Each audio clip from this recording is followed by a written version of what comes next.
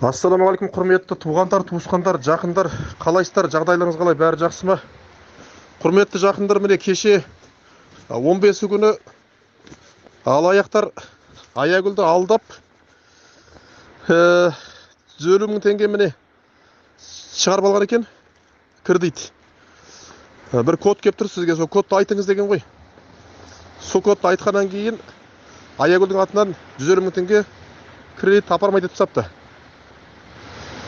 Содан кейін 4200 теңге ме ай сайын төлейді екенсің. 4 жылға үстінен 166 мың теңге қосылады екен. Соны біз посрочка жауып тастадық міне. Жауып тастағанның өзінде үстіне 1333 теңге қосылып тұр екен.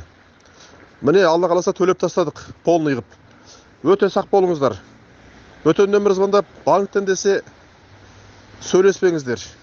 Банктен десе. Код келді сізге, кодты айт десе айтпаңыздар. Осылай міне. Жаңа мен банктегі мынау кісілермен сөйлестім. Осылай алдап атқандар өте көп дейді. Өте көп кеп атқандар, бірақ қайда арыз да пайда жоқ. Бәрібір оны төлейсіз дейді. Неге десеңіз, ол кодты сіз айттыңыз ғой дейді. Болды дейді. Проблема жоқ, төлейсіз дейді. Жаңа біз де төлеп шықтық міне.